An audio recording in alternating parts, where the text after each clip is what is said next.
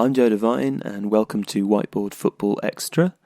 Today I'm joined by Alex Stewart. We set out to discuss Swansea's tactics, in particular how they managed a goalless draw with Tottenham a couple of weeks back, although we did tangent rather abruptly into discussing the two Manchester clubs as well, who currently seem to be the front runners for the league at this early stage. So all of that and a little bit more to come.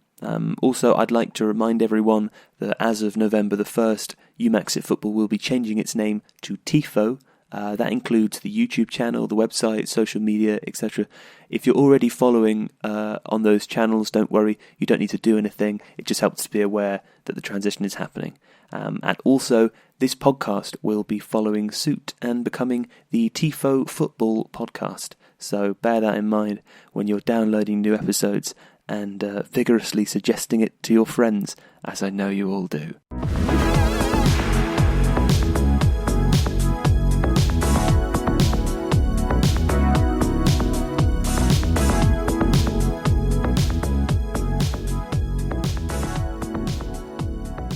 In the Swansea team, Tammy Abraham's height offered them a way out through long balls when they played against Spurs. How important, Alex, is having a big striker like that to beating a team who are playing like Tottenham? I think having a big striker has two major benefits. Firstly, it means that if you're seeking to clear the ball hurriedly against a team that press, as Spurs do, then it gives you an option of lumping it long and potentially retaining possession.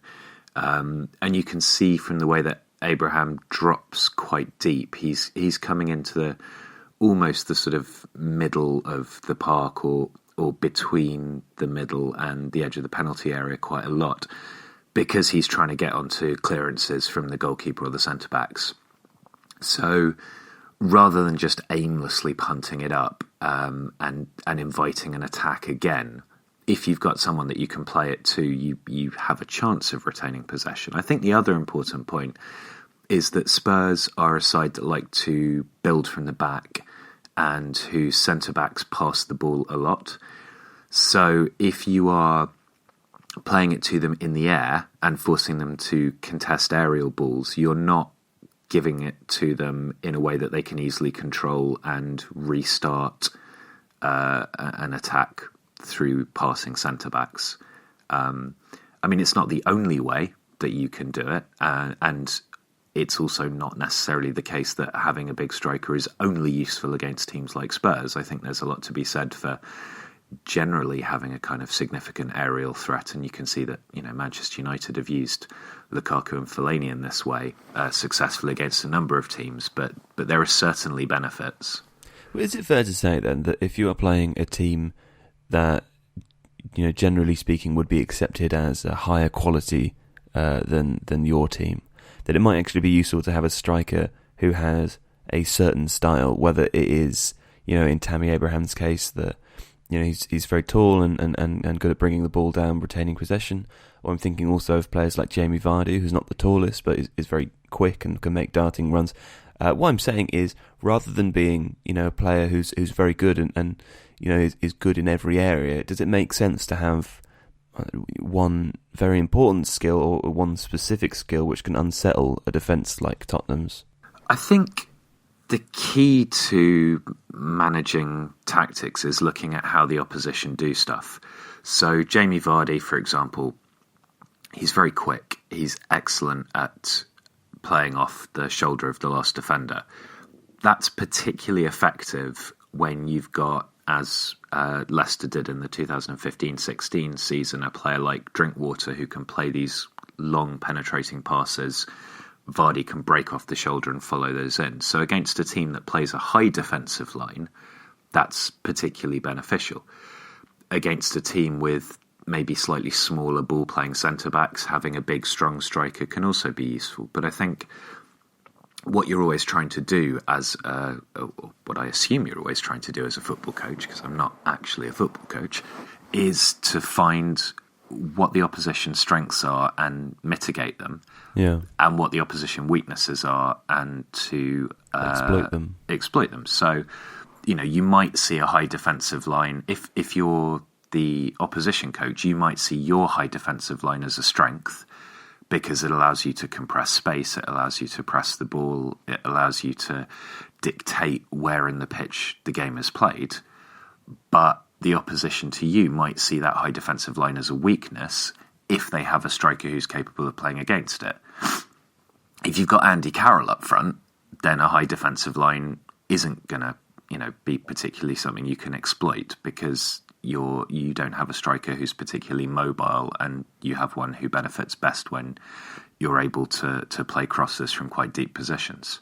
I suppose it's quite a good way of categorising coaches as well, because if we're being slightly unfair, then you might suggest that Jose Mourinho is someone who maybe his first thought might be, what are the strengths of the opposition, rather than what are their weaknesses, what can we exploit. I think he's potentially more adaptive than some other coaches, a bit like, maybe this is harsh to say of Arsene Wenger, who seems to be trying something a little bit different of late, but for a long time you could say that Wenger wasn't in the slightest bit adapted and wanted to play Arsenal's football every game, whereas Jose Mourinho, I suppose, to a certain degree sets up to negate the strengths of the opposition slightly more than some other managers.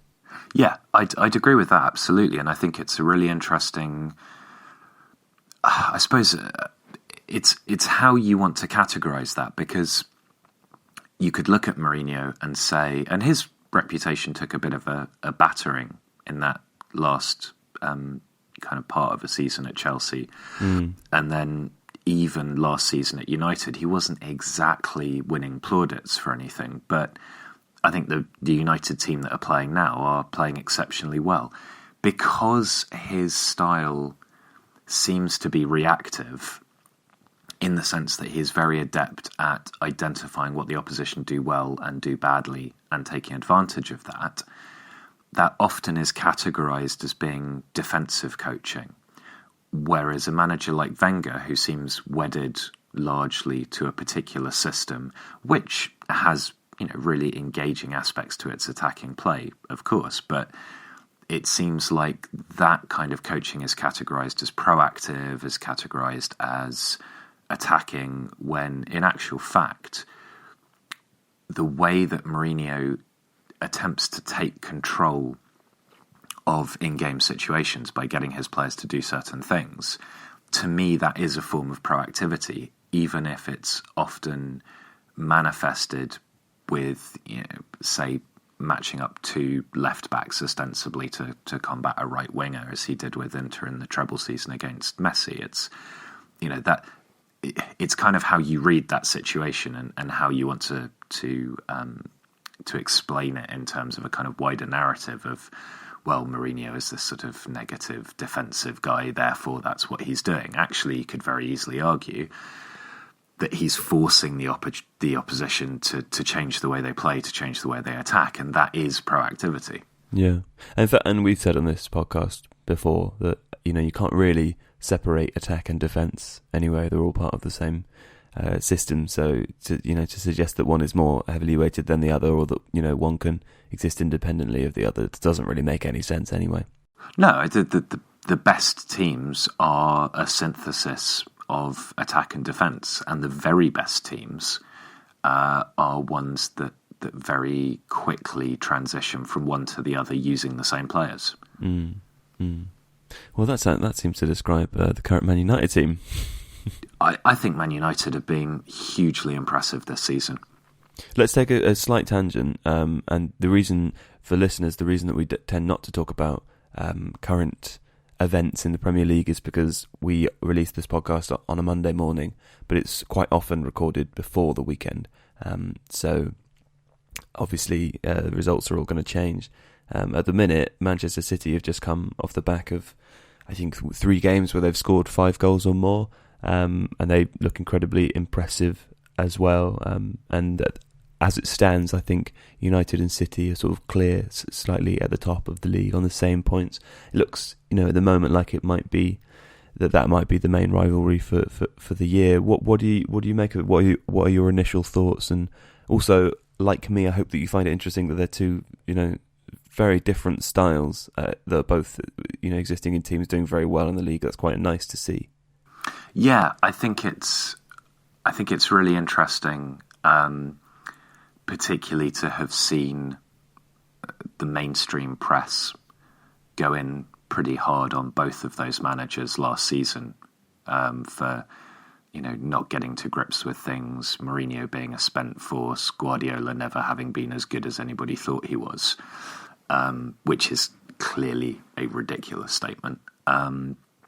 And now all of a sudden you've got these two teams that, like you say, are playing very differently. I mean, the attacking intent of Manchester City is extraordinary, and we've looked in videos already this season about just how many men they get forward of the ball, how they're effectively playing only one really defensively minded midfielder at all in their system, and their other two central midfielders are basically recast attacking midfielders. Then on the other hand, you've got United playing what is in some ways quite a conventional 4-2-3-1, but pushing the fullbacks high, using players like Fellaini really intelligently, having bought a striker who is absolutely on fire, which I think the acquisitions have been good for them this season.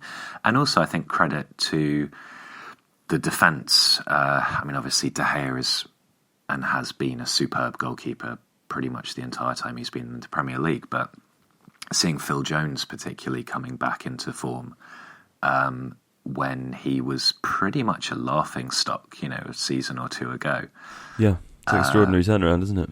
It's a huge turnaround, and it makes for an exhilarating league situation, and both teams are a pleasure to watch for different reasons, and that can only be good for the league as a whole. Well, two things. I think, firstly, it's interesting to talk about Phil Jones, because I think he's an example of not only a player who's grown in confidence as a result of a new coach and as a result of what I assume is a positive feeling around the ground and a number of wins in a row, but also his playing in the team, I have no doubt, is also as a result of the fans' growing confidence, and in Mourinho, especially in what the team is capable of. I think the atmosphere at Old Trafford has really changed this season, and I think confidence is a big part of it. You can see when it sort of disapparated over the last few years into the vacuum, was throwing a lot of negativity and a lot of concern and negativity generally, whereas now that it's filled up with confidence again, I think that it's really benefiting all of those players, and in some cases like Jones, players who you thought probably wouldn't return to this level. And then the other thing to say on Manchester City is that I've not seen too much of them, but when I have watched them, Leroy Sana just looks... Oh. He's one of those players, and it's funny, I talked to Seb last week about this, well, not this specifically, but we talked about Lionel Messi and when he's going to retire, and we talked about what makes Lionel Messi such a special player. And I'm not comparing Leroy Sana and Messi for a moment, but what Leroy Sana does to me when I watch him do stuff with the football is like very, very few other players. If he's just so scintillating to watch. Yeah, I think they've got extraordinary attacking talent in that side, obviously, and it's been really interesting to see Aguero come back, and so far, per 90, Aguero is actually performing better than he has at any other stage in his Premier League career, season by season. For me, it's Kevin De Bruyne. He's just grown into, I would say, the best central midfielder in the league. His ability to control games. Is he a bit like Paul Scholes, or am I just drawing comparisons where there shouldn't be? for what possible reason might you be doing that?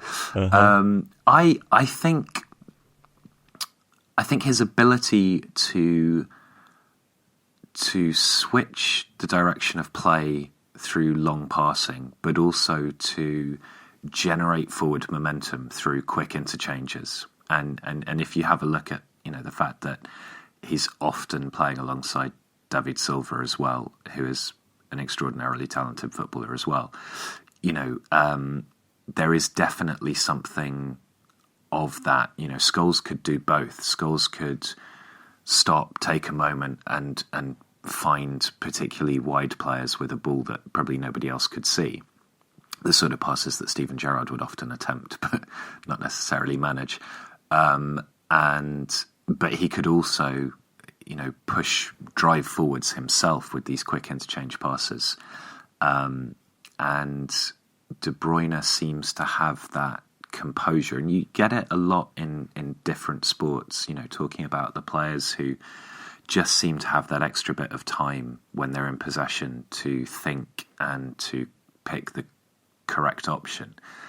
And De Bruyne, to me, has that more than anybody else. And while, from an attacking perspective, Leroy Sané, Gabriel Jesus, Aguero, Raheem Sterling, who is playing extraordinarily well at the moment. Yeah, I think 5 goals to this point, right? Yeah, the Daily Mail must be apoplectic. Those attacking talents, who are wonderful players, they're being released and allowed the space and the time to do what they do by the creativity of De Bruyne and Silva further back, and also the efforts of the fullbacks. And it's just created this kind of scintillating attacking environment, and you can watch those players and really enjoy what they're capable of. I think with United, to bring it back to them for a moment, what I enjoy from that is much more how a team is functioning. And to see even players like Ashley Young again, still cropping up year after year. He keeps coming back. He does, Antonio Valencia, they're two fullbacks in the game against Southampton, where I have to be honest, I think my team were pretty unlucky, but both Valencia and Ashley Young had superb games. Fellaini had a superb game. These are players that have been reintegrated not just into a kind of an 11 that take the pitch, but into a squad, into a mentality of winning. And I think you're right. I think the positivity of the fans does have an impact there. And they're a team that are playing with confidence, but they're playing as a team. And it's very, very exciting. Okay, we went on a little bit of a tangent there. Let's bring it back to Spurs and Swansea. And what seemed clear from the video that we made about that game was that Swansea had identified where Spurs most like to play in an attacking sense. And in fact, you describe Tottenham's attackers as clustered around the right half space area at one point. I wanted to ask is this because too many of their players are looking to drop off into some of the same spaces, or does this actually work for them in games, sort of filling out one area of the attacking quarter? I think it works for them, and I think the proof of the pudding is in the eating in that regard. And this is how they tend to play, and generally speaking, it gets results for them. I think it gets results in two ways. Firstly, because by bringing those players into that area, they are able to play between the defensive line and the midfield line that the opposition have set up. And they have players like Kane, like Eriksen, like Dele Alli, who are particularly adept at playing short passing triangles with one another, and then one of those players bursting into space. And they are seeking to pull the opposition, particularly the opposition backline, out of position and towards them to cut off those quick interchanges of passing. That then creates a space in behind that they can burst into. What it also does is it creates space not just in the horizontal, sort of the line of the penalty area, the line of the halfway line, if you will, but also the vertical, so the half space or the wide space or the central space. If you drift out slightly to the side, you're pulling the opposition team with you. What that either does is it creates a space on the opposite side of the pitch. So if you can recycle the ball quickly through your midfield axis, then your fullbacks will have a lot of space on the far side of the pitch, which Spurs do very, very well. Or it creates a space down the centre, and then you've got someone like Dembele that can burst into that space and create problems there as well. Or you can have, say, the opposition fullback, your fullback on the opposite side, or your winger on the opposite side tuck into that space. So it's all about manipulating how the opposition occupy their defensive space. And one of the ways of doing that is to cluster your players together. One of the other ways of doing that, obviously, is to move the ball quickly through wide spaces and get the opposition to try and sort of pendulum across one way or the other. But this is how Spurs do it, and I suspect they do it because that, particularly that attacking three of Kane and Eriksen and Dele Alli, are so good in tight spaces. They're so good at controlling it. They're so good at playing little 1-2s with each other. They'll often squeeze through anyway. Yeah, Dele Alli particularly, I think, is exceptional at that. Kane is more likely to be the one who then tries to kind of pull away and take a pass, but they're all very good at it. Swansea and Burnley were the given examples of two teams who set up very well against Spurs. I'm wondering if it's possible for any team, of a reasonable quality to do this, or if there's specific, player roles, or generally speaking, what are the key tenets of the counter system, and is it possible for any team to set up like Swansea and Burnley did? I guess it's possible for any team to. I think there's almost a question of mentality at play here. If you're a team that is, expected to be lower down in the table, then maybe you're in some ways actually more accepting of the fact that you might change your system to counter specific threats. And I think it's, say for example, it's one of the things that's interesting about Mourinho is that, his teams, generally speaking, aren't, and yet he's still very happy to do that. But if you're someone like Sean Dyche, who's combative and slightly aggressive, I suppose, and looking to close down and thinking, right, we're here to spoil the party, as it were, then it's probably easier for you to adjust. Whereas if you're, an Antonio Conte or an Arsene Wenger, and you've got a set of players and a system that you think should be able to beat anybody, there might be tweaks, but it's unlikely that you'll adjust how you play quite so much.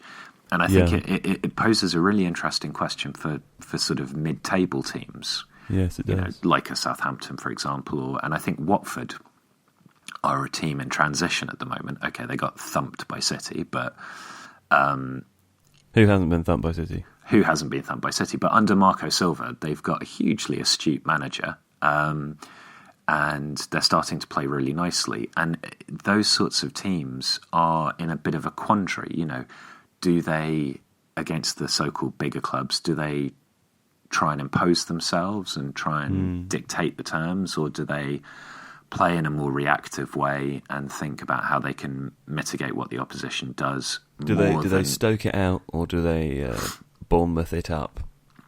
Yeah, I guess that's Thank you. Curious way of putting it, but yes, I think it's a really crucial point. I think as teams are in transition, you sometimes get to that point where you sense that a team's tactical identity maybe switches over from reactive to thinking, actually, we can impose ourselves on any team that we play.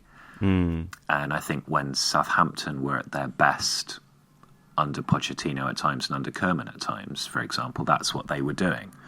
Whereas I think Claude Puel's rebuilding programme was a kind of retrenchment on that. Okay, let's go back to being sensible, being defensive, and then trying to generate chances as and when they come. And so really it's about being, having a self-aware manager as well, and being able to know your place, I suppose. Yeah, know your place is a curious one. I mean, it sounds a bit harsh to say that, but I think... No, I know what you mean. I think there's a clear kind of hierarchy within the league, that there are a certain number of clubs, we could say 6, we could say 7, that will always pretty much be at the top of that league. Very, very weird scenarios aside, like 2015-16. Then there are kind of a group of clubs that change because of relegation, but are always likely to be toward the bottom third. It's the ones in the middle who you kind of look at and think, so Watford, say, for example, how are Watford going to progress through this season? The way that they play, and it helps the fact that they've had a new manager since the beginning of the season, so there's immediately a potential gear shift there. But will they at a certain point go back to kind of a cagier style, relying on Troy Deeney's physicality up front and quite a wide defence that moves into a five at the back quite easily, or are they going to continue to try and play the way they're playing and impose themselves? And that balance between creating your own style and going with what has previously worked in order to be safe, I guess, that's to me probably one of the overarching, almost kind of philosophical level questions of how should a manager approach what they do with the team. I think it's also worth bearing in mind, as we say that as well, that Burnley and Swansea, neither of them managed more than a draw at best with Tottenham. So whilst this is a system, which is it's used potentially to stop them from playing, it doesn't mean it's going to beat them. So this isn't handing over the keys to the Tottenham empire. But finally, Paul Clement instituted this system at Swansea, and I wonder whether you think this has anything to do with the fact that he was an assistant manager and a coach for a long time, and he didn't sort of stroll straight into management. Obviously, he was with Derby as well, but he's also been an assistant at some of the biggest clubs in the world, including Real Madrid. And so I wonder if you think having to fulfil those roles has made him a more competent tactician in a way that maybe other Premier League managers aren't necessarily if they walk into a job based on reputation alone. I think he's probably more than competent as a tactician, and I'm not disparaging you for phrasing the question in that way. I think it's a really interesting point that as an assistant manager and a coach, he was probably more responsible for that kind of dog game work, by game, the dog work. Yeah, kind of the dog work, but the sort of sense of okay, we're under Ancelotti at Real, we're preparing to play Barcelona, strengths and weaknesses of the opposition, how might we specifically counter that? On the training ground, what are we working on? As a manager, you might be coming up with the ideas behind that, and I'm sure different managers are hands-on to different degrees, but as an assistant manager or a coach, you're probably literally out there on the pitch, moving players into position, saying, right, you stand there when they do this. And so I suspect that, and this is a guess rather than anything else, but I suppose an educated one, that he probably finds it easier to think in those terms and to get his players to enact that than maybe a manager who went straight into management and also has all of those other things to think about, kind of overarching ways of playing and recruitment and blah, blah, blah. And I'm sure Clement's had to get to grips with that side of things as well. But he's an everyman. I think he's hugely impressive, but probably that kind of hands-on specific setting up to counter threats maybe comes more naturally to him because of his background, his coaching background, than it might to other managers. I find that one interesting. The route to management. Alex, that's all we've got today. But thanks very much for joining us, and we'll speak to you again in another couple of weeks. My pleasure. Speak to you soon.